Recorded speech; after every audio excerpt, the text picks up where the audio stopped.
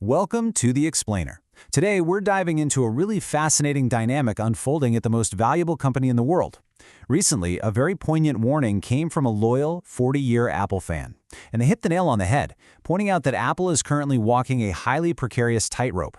On one side, you have this relentless corporate pursuit of record-breaking massive profits, and on the other side, their legendary user loyalty, which is really the entire foundation of their empire. Right now, those two things are on a collision course. To understand why this is happening, we need to look at a pretty stark observation from legal scholars and economists. They're calling our modern subscription economy a kind of return to feudalism. It's a world where we essentially don't own anything anymore. We just rent access to our tools, our entertainment, even our memories, while all the benefits and control are hoarded by massive tech companies. We are, in a lot of ways, rapidly becoming digital serfs. And if you're wondering exactly how lucrative this shift away from ownership has become, let's put a number on it. $109.2 billion. That's billion with a B. That is Apple's trailing 12-month services revenue as of 2025. Services, meaning things like iCloud, Apple Music, the App Store, have become an absolute cash juggernaut for the company. Section 1. The Adobe-ification of software. Okay, let's look at how Apple is quietly, gradually transforming its creative software ecosystem into a massive rental machine. So recently, Apple launched the Apple Creator Studio. It's this highly anticipated bundle of pro tools like Final Cut Pro, Logic Pro, and Pixelmator Pro, all bundled together for just $12.99 a month. Now, at first glance, this looks like an absolute steal for creators. But notice how Apple strategically kept the classic $299 one-time buyout option for Final Cut Pro available. They're clearly mimicking Adobe's highly profitable subscription playbook, but they're doing it carefully to try and soften the blow and avoid an immediate consumer backlash. But here's the catch. It's an illusion of choice. Apple says you can still buy their software outright, sure, but they are subtly marginalizing those non-subscribers by putting up little fences. Take the new Warp tool in Pixelmator Pro. That is completely exclusive to the Creator Studio subscription. Even in their free apps, like Keynote, Pages, and Numbers, they're now gating premium templates behind a paywall. Upcoming AI tools in freeform? Restricted to subscribers. It's a classic freemium trap. You might be asking, why risk angering fiercely loyal creative professionals over this? Well, it all comes down to financial addiction. Apple's services boast an unbelievable 70 to 75% profit margin. That is literally double the 36% margin they make on physical hardware like iPhones and MacBooks. Once a company gets a taste of 75% margins with recurring monthly revenue, it becomes incredibly hard to go back to selling things just once. And Apple is acutely aware of the potential here. They watched their industry peer, Adobe, pull off this exact transition.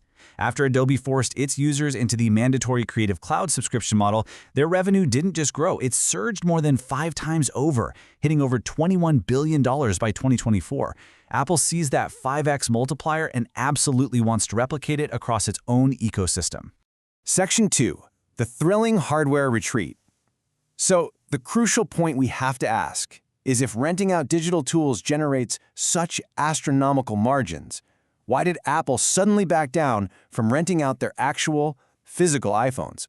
This brings us to a really fascinating piece of recent tech history.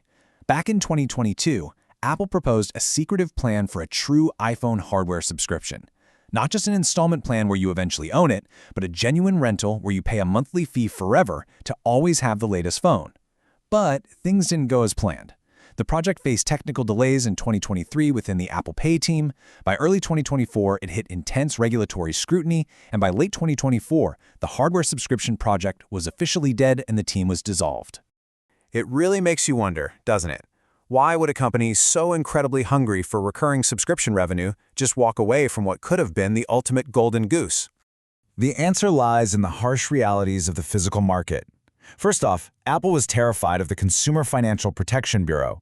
The CFPB was already cracking down on Apple's Pay Later service, and Apple realized they really didn't want the immense regulatory headache of essentially acting like a traditional credit card company.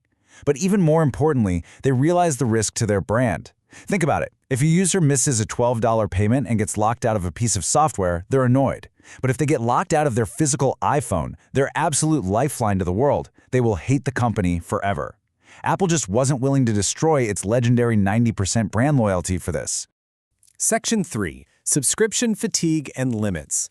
Let's flip over to the consumer perspective, because this whole situation is building toward a real psychological breaking point for the everyday tech user. There's actually a term academic researchers use for what we are all feeling right now: subscription fatigue. It's the immense cognitive load, that draining paradox of choice, and the sheer financial exhaustion users experience when their entire life is chopped up into $10 and $15 monthly bills. You aren't just losing money every month, you are losing mental bandwidth just trying to manage it all. And the hard data on this is incredibly revealing. Studies show that 42% of consumers report feeling entirely overwhelmed by their digital subscriptions. Psychologically, humans seem to have a hard ceiling for this stuff. The average person maxes out at just about 5.6 active subscriptions. Once you push past that magical number, utility drops, resentment spikes, and cancellation rates absolutely skyrocket. This shift brilliantly illustrates the psychological transition we are undergoing as consumers. In the era of ownership, buying a product created a permanent emotional connection.